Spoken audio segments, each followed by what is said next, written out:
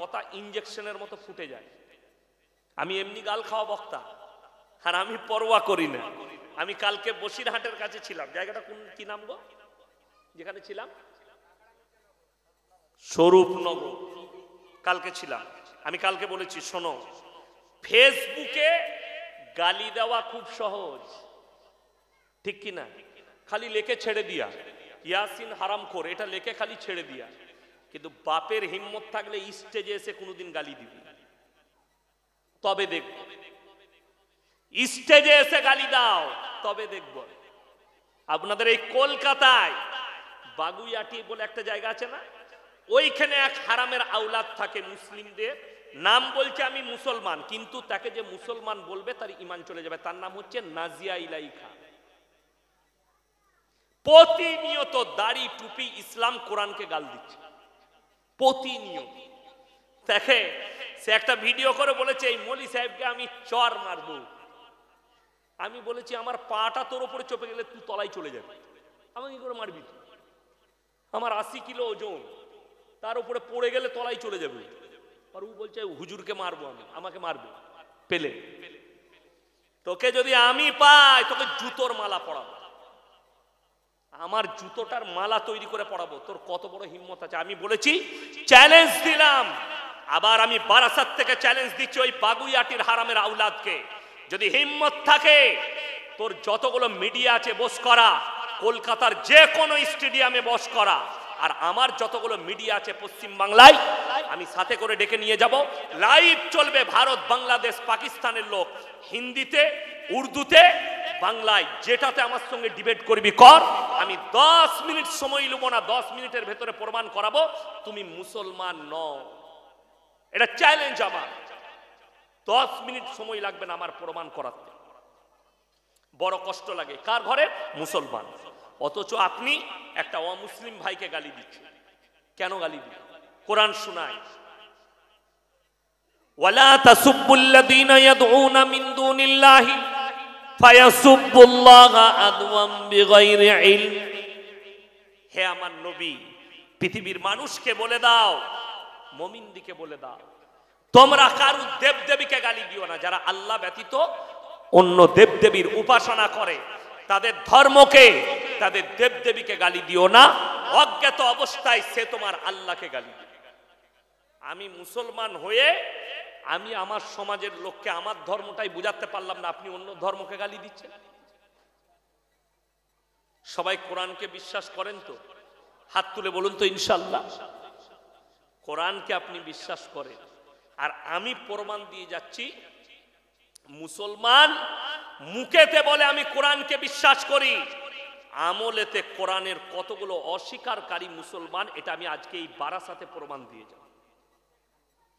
কোরআন এমন এক মুকাদ্দাস কিতাব, আল্লাহর আসমানি কিতাব, আপনি অবাক হবেন। বড় বড় আলেমরা কিতাব লিখেছেন না লেখেন? মুহাদ্দিস, মুকাররির, মুফাসসির, বহু কিতাব লিখেছেন। ভারতের একজন এমন আলিমে দ্বীন আছেন জিনার লেখা আরবি কিতাব মক্কা মদিনার ইউনিভার্সিটির সিলেবাসে আছে। জোরে বলুন না সুবহানাল্লাহ। তিনি অন্য কেউ নন, লখনৌ, উত্তরপ্রদেশ, লখনৌ নাদওয়াতুল উলামার প্রতিষ্ঠাতা মোল্লা আলমিয়া সাহেব নদভী রহমতুল্লাহ আলাইহি 4000-এর বেশি কিতাব লিখেছেন। 4000 কিতাব লিখেছেন। একটা পৃথিবীর মনীষীকে বার করে দেখিয়ে দেন 4000 বই কে লিখেছে। 2000 খুঁজে পাবেন না, 2000। 4000 বই লিখেছেন। এইরকম বহু মুহাদ্দিস, মুকাররির, আলিমে দ্বীন, তিনারা বড় বড় কিতাব লিখেছেন, বহু মনীষী কিতাব লিখেছেন। কিন্তু কারুর বইয়ের হেডিং এ লেখা আছে আমার লেখার মধ্যে কোনো ভুল নাই? কথা বলে না? একটা বই বাড়ি থেকে নিয়ে আসুন। যারা কলেজের স্টুডেন্ট ভাড়া আছে তাদেরকে বলুন একটা বই নিয়ে এসো যার হেডিং এ লেখা আছে আমার এই লেখার মধ্যে কোনো ভুল নাই। আমি ইয়াসিন এইখান থেকে ক্ষমা চেয়ে বাড়ি যাব, আর আমার পকেটে যা টাকা বেরোবে আমি তাকে দিয়ে চলে যাব। একটা বই নিয়ে এসো কোনো লেখকের, তার হেডিং এ লিখে রেখেছে আমার লেখার মধ্যে কোনো ভুল নাই। আল্লাহর কসম, কোরআনকে খুলে সূরা বাকারা আল্লাহ রাব্বুল আলামিন প্রথমে বললেন জালিকাল কিতাবু লা রাইবা ফি, আমার এই কোরআনে বিন্দুমাত্র সন্দেহের কোনো অবকাশ নেই। জোরে বলুন সুবহানাল্লাহ। এটা একমাত্র কোরআনে আল্লাহ লিখেছেন, বাকি কারোর কিতাবে নেই।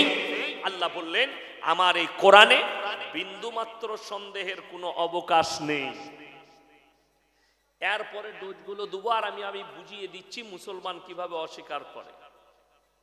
ইমানদারির সঙ্গে বলুন, কোরআনে আল্লাহ যে আমাদেরকে হুকুমগুলো দিয়েছে, যেগুলো হারাম দিয়েছে সেগুলো হারাম না হারাম নয়?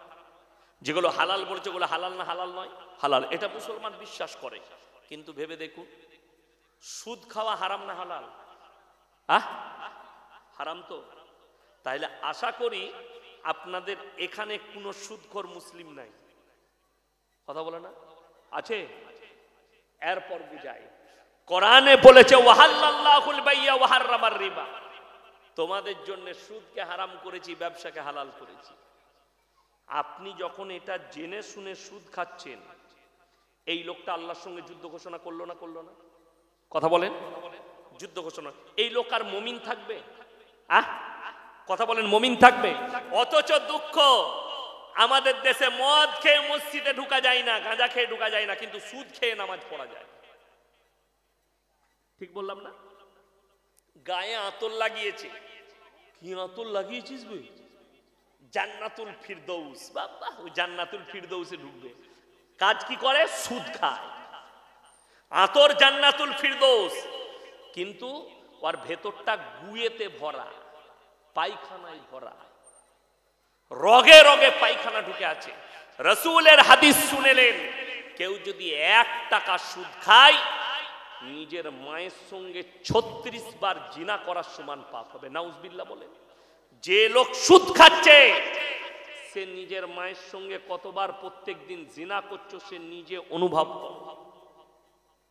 যে সুদ খাচ্ছেন সে রাসূলের বিরুদ্ধে যুদ্ধ ঘোষণা করেছে। করেছে না করেনি? ইমানদারির সঙ্গে বলবেন, 5 ওয়াক্ত নামাজ পড়া ফরজ না ফরজ নয়? ফরজ। কোন লোক যদি জেনে শুনে এই ফরজ ছাড়ে, গুনাহগার না গুনাহগার নয়? আমাদের সমাজে 100টার মধ্যে 80টা বেনামাজি মুসলিম। ঠিক বললাম না ভুল বললাম? 80 জন বেনামাজি। আপনি কি করে নিজেকে বলছেন আমি একজন ইমানদার? কোন মুখে বলছেন আমি রাসূলকে মহব্বত করি? কোন ভাষাতে বলছেন যে আমি রাসূলকে মহব্বত করি? তোমার গরুর গোশত খাওয়াতে রাসূলের মহব্বত? আমাদের দেশের লোকের সমস্যা কোথায় জানেন? ফরজ ইবাদত নিয়ে মারামারি করে না, এরা নফল নিয়ে বেশি মারামারি করে। ফরজ নামাজ হারামখোর পড়ে না, কিন্তু শবে বরাতের রাতে ও নফল নামাজ ছাড়বে না। ঠিক বললাম না ভুল বললাম?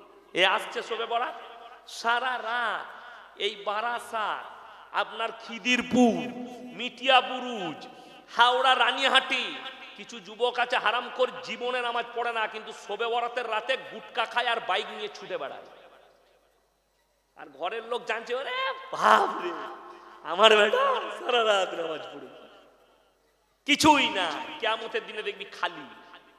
ইমানদারির সঙ্গে বলুন, একটা ছেলে স্কুলে কোনো পরীক্ষা দেয় নাই, কলেজে শুধুমাত্র মৌখিক পরীক্ষা দিয়েছে, সে যদি রেজাল্ট আনতে যায় তাকে রেজাল্ট দিবে না ঝাঁটা করে মারবে?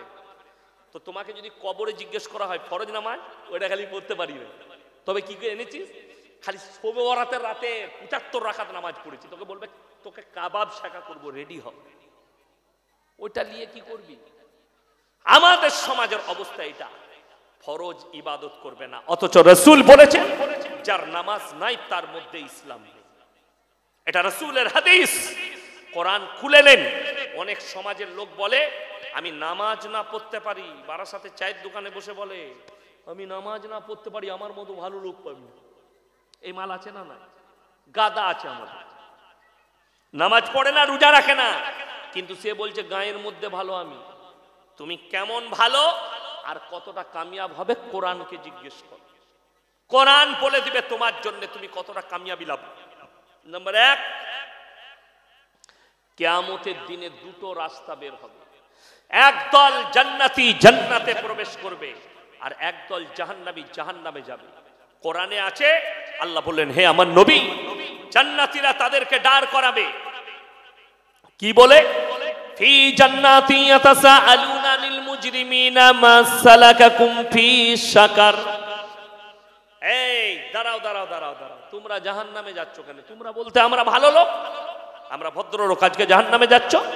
তাদের এক নম্বর উত্তর হবে ক্বালু লাম নাকু মিনাল মুসাল্লিন, আমরা মুসল্লি নামাজি মুসল্লিদের মধ্যে ছিলাম না, আল্লাহ তাই আমাদেরকে জাহান্নামে পাঠিয়েছে।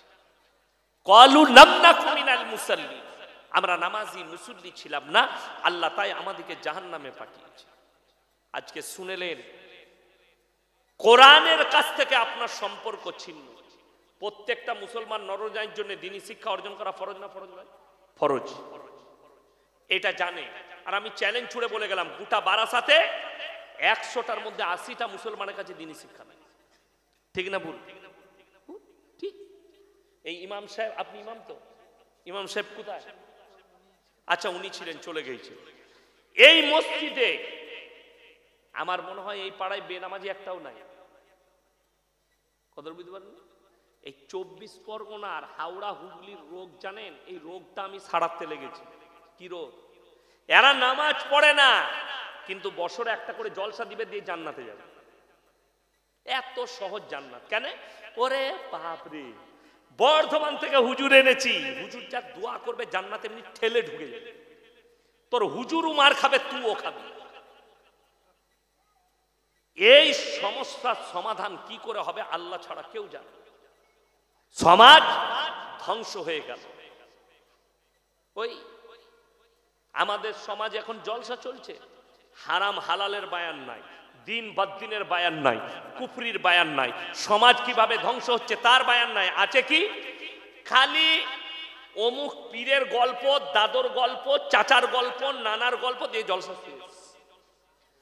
আর সুর করে বক্তব্য দিলে আমাদের মেয়েরা বলে হাইলো কিছু বুঝলি কি? বুঝে নাই কিচ্ছু।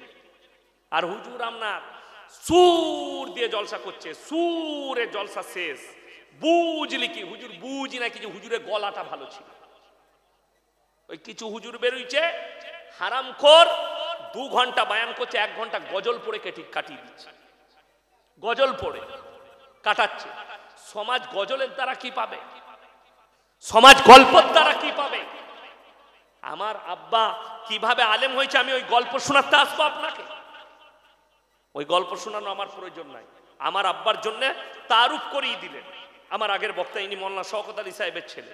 এর থেকে বেশি আর কিছু নাই, আর কিছু জানার প্রয়োজন নাই। আমার বাপ ক ওয়াক্তের তাহাজ্জুদ পড়ে, কেমন করে পীর হয়েছে, কেমন করে স্বপ্ন দেখেছে।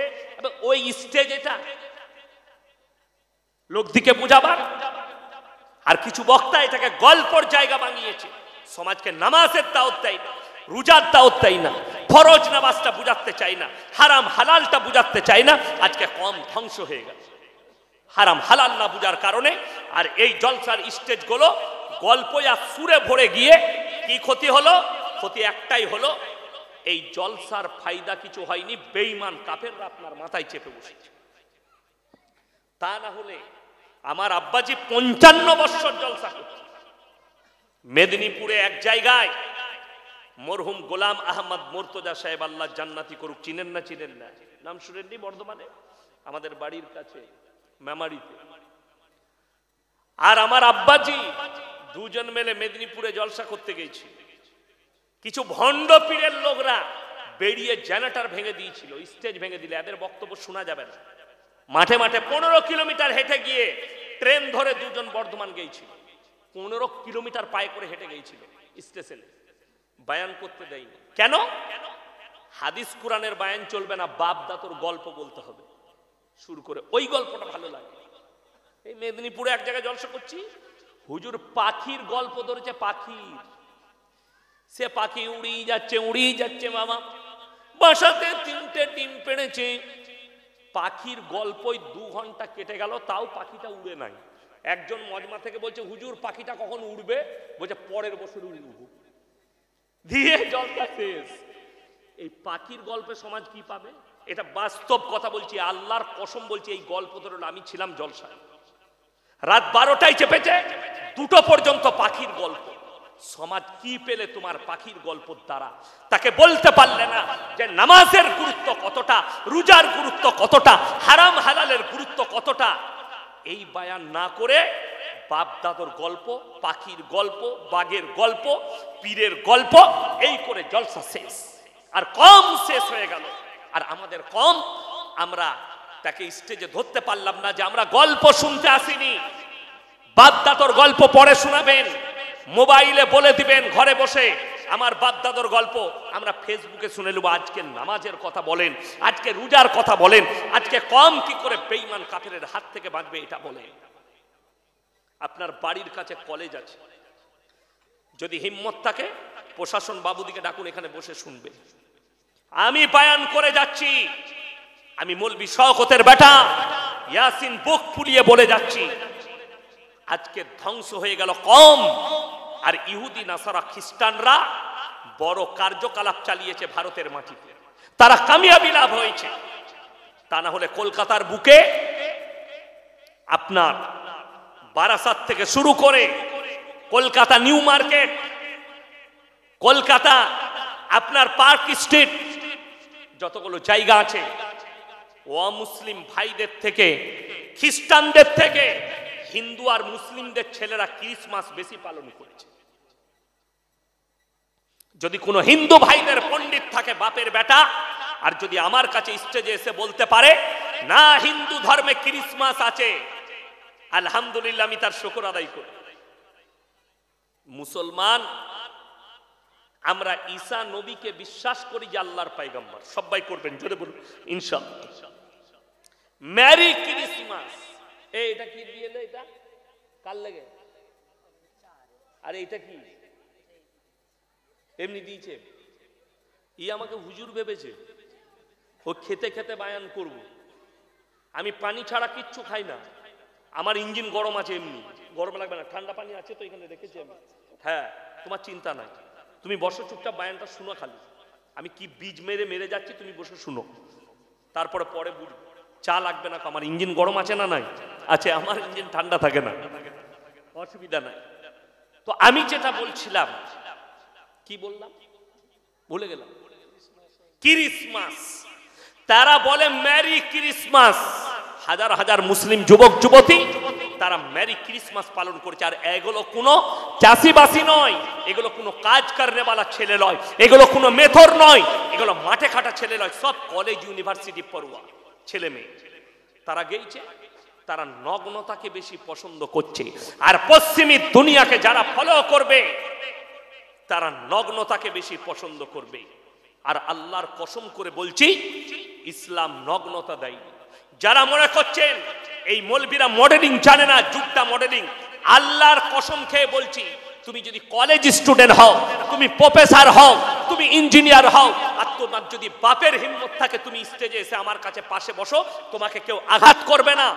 আমি তোমার কাছে প্রমাণ দিয়ে যাব। এই বারাসাতের মাটিতে ইসলাম 1400 বছর আগে এসছে, ইসলাম মডেলিং ছিল, আছে, আর কিয়ামতের সকাল পর্যন্ত মডেলিং থাকবে। জোরে বলুন সুবহানাল্লাহ।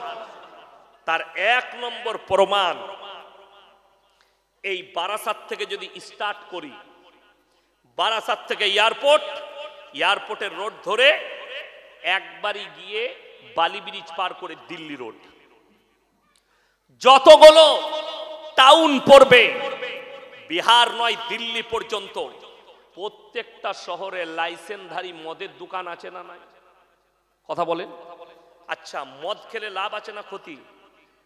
ক্ষতি আছে। কোরআন কি বলেছে? তোমরা মদ স্পর্শ করো না। জোরে বলুন সুবহানাল্লাহ। তোমাদের জন্য নিশাগ্রস্ত জিনিস স্পর্শ করা হারাম, আল্লাহ হারাম করে দিলেন 1400 বছর আগে। আর তুমি লাইসেন্স দিয়ে রেখেছো, মডেলিং এর যুগ হচ্ছে, লাইসেন্স দিয়ে দাও, মদ খাও। যতগুলো জিনা হয়েছে, যতগুলো ধর্ষণ হয়েছে, যতগুলো মার্ডার হয়, সব নিশাগ্রস্ত অবস্থায় হয়, একটাও ভালো অবস্থায়। খোঁজ নেন, রক্ত টেস্ট করুন, রিপোর্টটা গিয়ে দেখুন। আর জি করে যে মেয়েটা ধর্ষণ হয়েছে যে ছেলেটার কাছ থেকে, এই ছেলেটা মদ্যপ অবস্থায় ধর্ষণ করেছে, খালি মুখে নয়, তবে থেকে মার্ডার করতে পেরেছে। মদ এত খারাপ। আর ইসলাম মডেলিং এর যুগ দিয়েছে 1400 বছর আগে, বললে তোমাদের জন্য স্পর্শ করা হারাম। জোরে বলুন সুবহানাল্লাহ। এটা নাম্বার 1। কলকাতা থেকে শুরু করে ভারতের ছোট বড় যতগুলো শহর আছে, প্রত্যেকটা শহরে দেহ ব্যবসার আড্ডাখানা আছে না নাই? কলকাতায় পশ্চিমবাংলার সব থেকে বড় দেহ ব্যবসার আড্ডাখানা সোনাগাছি। হাজার হাজার মেয়ের দেহ ব্যবসা করছে। আমি এলান করেছি, যদি কোনো মুসলিম মা বোন ওই জায়গায় দেহ ব্যবসায় ফেসে যাও, তারা বেরিয়ে এসো, গুগলে আমার নম্বর সার্চ করবে, তোমাদেরকে রাস্তা দেখাবো, যে রাস্তা তুমি জান্নাতের রাস্তা পাবে। আমার মতো আলেম এলান করেছি আমি। চলে এসো, ফোন নম্বর লাও, ফোন করো, তোমাদেরকে ওই রাস্তাটা দেখাবো যে রাস্তা রাসূল আকরাম সাল্লাল্লাহু আলাইহি ওয়াসাল্লাম পৃথিবীর মানুষকে দেখিয়ে গেছে। আর যে রাস্তাটা হচ্ছে ইহদিনাস সিরাতাল মুস্তাকিমের রাস্তা, একদম জান্নাতে নিয়ে গিয়ে প্রবেশ করাবে। জোরে বলুন সুবহানাল্লাহ। অবাক লাগে। এইটা হচ্ছে মডেলিং, লাইসেন্স দিয়ে রেখেছে সরকার। তার প্রমাণ দিই, আপনি যদি সোনাগাছিতে যান আপনাকে ধরবে না, কিন্তু বেরিয়ে এলে পুলিশ বাবুরা আটকাবে। ঢোকার সময় বাধা নাই, বেরুবার সময় বাধা আছে। তার কারণ পুরুলিয়া ডিস্ট্রিক্ট যেতে গেলে আসানসোল শহর কভার করতে হয়, আসানসোলের ভেতর দিয়ে যেতে হয়। জায়গার নাম হচ্ছে নিয়ামতপুর ডিসেলঘাট ব্রিজ। ওইখানে একটা জায়গা আছে লচিপুর নাম, দেহ ব্যবসার একটা বহুত বড় পট্টি আছে রোডের ওপরে। আজ থেকে 7 বছর আগে আমি পুরুলিয়া ডিস্ট্রিক্ট থেকে জলসা করে আসছি। রাত 2টোয় জলসা শেষ করেছি, গাড়ি আমার ছুটছে। যখন রাত 3টে 3:30 বাজে আমি আসানসোল শহর কভার করছি, টুপি খুলে আমি গাড়িতে শুয়ে আছি। আমার গাড়ি 100-র ওপরে ছুটছে টাউনে, আসানসোল টাউনের ভেতরে। আমার ড্রাইভার চালাচ্ছে, পেছনে পুলিশের গাড়িটা 4 ইন্ডিকার জেলে ডিফার দিতে দিতে আসছে। আমার ড্রাইভারকে মানে গাড়িটা দাঁড় করাও, তোমরা দেহ ব্যবসার আড্ডাখানা থেকে আসছো। কিন্তু উনি তো জানে না ভেতরে কোন মাল চেপে আছে। গাড়িটা এসে হাই রোডের সিগন্যালে দাঁড়ালাম। এরপরে আমি দিল্লি রোড ধরবো টাউন থেকে। আমার সামনে গাড়িটা এসে লাগালো, আমাকে বললে হুজুর উঠেন। আমি উঠে টুপিটা লাগিয়ে বসলাম। বেরিয়ে এলো একজন প্রশাসনের বাবু, কাঁচটা খুললাম। হুজুর আপনি? হ্যাঁ আমি ওইখান থেকেই আসছি। নাকি হুজুর ক্ষমা করবে, আমরা যাও গাড়িতে বসো। পালিয়ে এলাম। সে দেখলে এটা একজন মোল্লা সাহেব। যতগুলো গাড়ি পার হয় ঢোকার সময় বলছে লাইসেন্স দিয়ে আছে, বেরোনোর সময় আপনাকে আটকিয়ে টাকা আদায় করবে। এর থেকে ভালো বাইরে থেকে তালাটাই মেরে দে, যেন ভেতরে কেউ ঢুকতে না পারে। আমার আল্লাহ 1400 বছর আগে তালা মেরে দিয়েছেন। জোরে একবার বলুন নারায়ে তাকবীর। আমার আল্লাহ 1400 বছর আগে। যদি বলেন কোরআনে কোথায় আছে? সূরা বনী ইসরাঈল, ওয়ালা তাকরাবুজ জিনা ইন্নাহু কানা ফাহিশা ওয়া সাআ সাবিলা। হে আমার নবী বলে দাও, ব্যভিচার করা তো দূরের কথা, যে রাস্তায় ব্যভিচার হয় সে রাস্তার ধারে পাশে যাতায়াত করো না। ব্যভিচার করা অনেক দূরের কথা, যে রাস্তায় ব্যভিচার হবে সে রাস্তার ধারে পাশে যাতায়াত করো না। আর এরা বলছে লাইসেন্স দিয়ে রেখেছি। শুধু এটা নয়, এর থেকেও দামি প্রমাণ দেব। কলকাতায় বৃদ্ধ বৃদ্ধাশ্রম আছে না নাই? কথা বলেন। আচ্ছা, সকালবেলায় গিয়ে আমাকে গালি দেওয়ার আগে শিক্ষিত দিকে বলছি, গিয়ে খোঁজ নিবেন কার কার মা আছে শুনেলেন। ডাক্তারের মা, প্রফেসরের মা, ইঞ্জিনিয়ারের মা, আপনার আইপিএস এর মা, উকিলের মা, ব্যারিস্টারের মা, জজের মা, ডাক্তারের মা,